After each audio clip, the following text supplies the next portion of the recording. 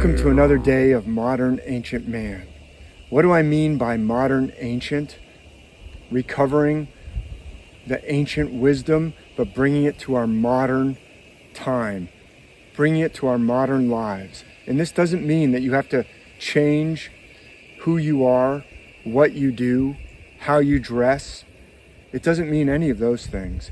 It means recovering the ancient wisdom that was given to all the different cultures, recovering that ancient wisdom and applying it to our lives every day. The ancient myths were never intended to be taken literally. When they were taken literally, primarily the stories that became incorporated into the Bible were taken literally.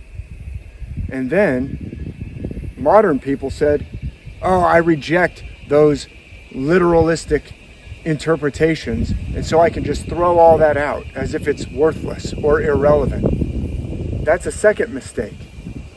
Taking them literally is wrong, and then saying, well, because taking them literally is so wrong, then we can throw them out, that's also wrong. That's what basically modern scientism, materialism does. It says, oh, those are just primitive stories. No, they're not.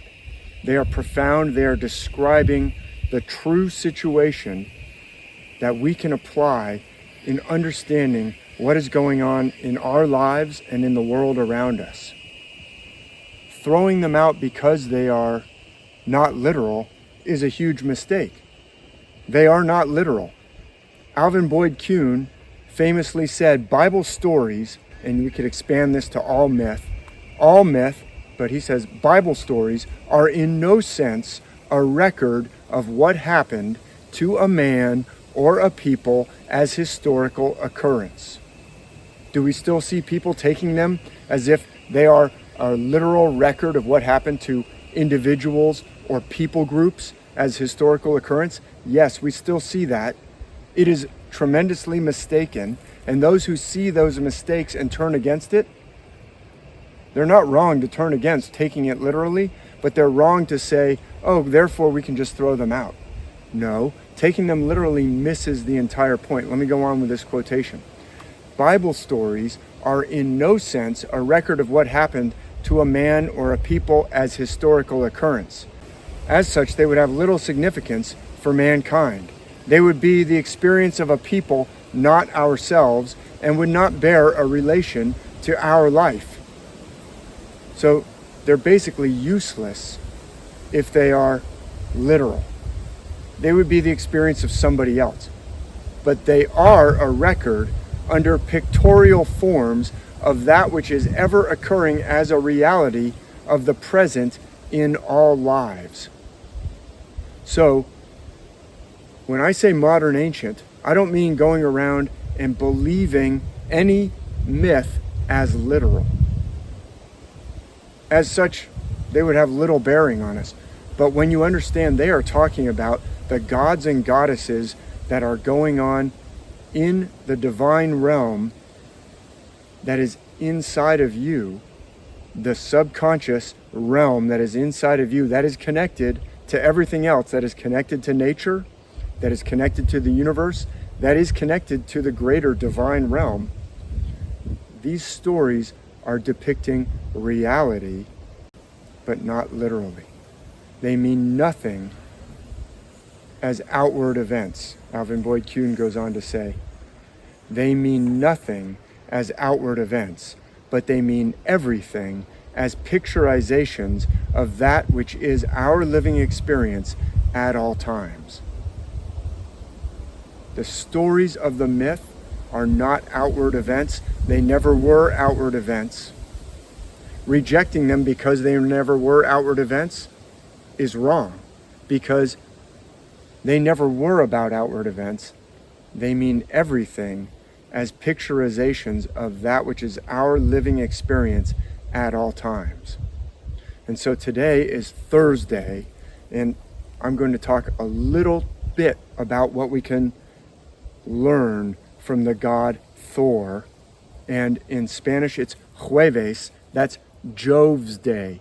Jove or Jupiter, Thor, that's what Thursday is named after. Thor. In Spanish it's Jueves, named after Jove.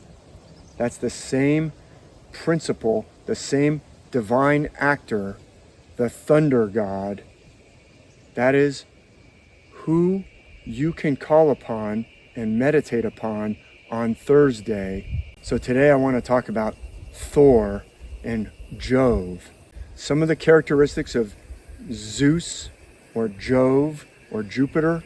He is the king of the Olympian gods. He is the regal, most powerful god. He's the bearer of the thunderbolt, just as Thor is the bearer of the irresistible thunder hammer, the Mjolnir.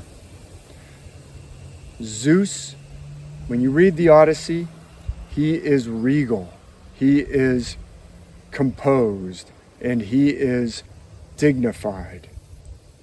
When he nods his head in assent, that's based on a constellation, the constellation that Zeus is connected to in the heavens, that Thor is connected to in the heavens. He nods his head in regal assent. That dignity, you have that inside of you. Those characteristics, they are inside of each of us, but we have to call them forth. Now, another characteristic specifically seen in the stories of Thor, when you call the name of Thor, he appears. When the gods need Thor, all they have to do is say his name, and no matter how far away he is, if they're in need and they call on his name, he appears. So, that regal dignity, you can call upon it. The principles of this thunder god, of Thor, you can call for them. And you can be sure that Thor will answer, that Zeus will answer, because the gods are inside of us. Our unconscious is connected to the divine realm. The stories, the myths are talking about this unconscious realm that is so deep, that is inside each of us, and that many of us go through our lives not even aware of what's going on in that divine realm, but it's there, and the gods and goddesses are there. Now, Thor, I mentioned the Mjolnir, his irresistible hammer. When Thor throws the hammer, it hits what he is throwing it at. It never misses. It is irresistible. It is all-powerful. It's like the thunderbolt of Zeus. It does not miss. Would you like to have that in your life? An irresistible hammer. Well, it's a principle that we can apply to our life. Imagine you are a surfer and you surf challenging waves, steep, hollow waves. Would you like to be able to take off with that same confidence, pop up on that wave with the same confidence of Thor throwing the hammer, knowing I cannot miss? I cannot miss. How do you get that? Well, first you have to learn the technique and gain the strength. There is a lot of practice involved. But once you have that skill, if you can do it once, what's keeping you from doing it in other situations is often our own self-doubts or other players in our subconscious, our own self-sabotage. You can call on Thor, you can call on the principle of Jove, of Jupiter, for whatever it is, that whether it's hitting a certain part of a piano piece or whatever it is in your life that you are really trying to do. First, you have to gain the skill, but to overcome the self-sabotage, the principle of Thor, you can bring that in. And I have shown, I'm not going to go through all the proofs here, but I have shown that the same constellation that the figure of Thor is connected to, that the figure of Zeus is connected to, is the same figure that the Medusa or the Gorgons that are depicted in the same body posture, and they have their tongue sticking out and their eyes staring wide like this. Have you ever seen the haka of the All Blacks, the rugby team of New Zealand? The Maori haka is related to that very same constellation, that very same principle of invoking that divine force. By actually doing that, you can do that before you catch a wave to clear out those self-doubts and throw the thunderbolt hammer in a way that never misses, or whatever it is that you're trying to do. I'm not talking about at work. Becoming a modern ancient doesn't mean you have to change your line of work. I'm talking about when you are pursuing the things that really make you feel alive, whether that's surfing or skateboarding or mountain biking. The same constellation that plays Thor and Zeus, that Thor and Zeus are connected to, is the constellation of the whirling energy, the swirling whirlwind energy. That's why they are thunder gods, wind gods, lightning gods. That whirling energy, that is important in our lives. Whirling energy is found in dance. Whirling energy is found in texturing milk for a latte. Whirling energy is found in skateboarding, in surfing. Those are some challenging ways to tap into that energy, but it feels good. It is something we should be doing in our life. That is connected to Thor, that is connected to Jove, that is connected to Jupiter, and that is connected to this sticking out of the tongue. There's an Egyptian god named Bes. He is a lion-headed god. He's depicted with the same staring eyes and protruding tongue. The Green Man of Europe, same protruding eyes and extended tongue. Staring eyes and extended tongue. That is invoking Thor energy, Jupiter energy. There is an asana in yoga, a posture in yoga called Simhasana that has to do with the lion's pose, and it has the same staring eyes and protruding tongue. You are calling on that energy. Notice it's a lion pose.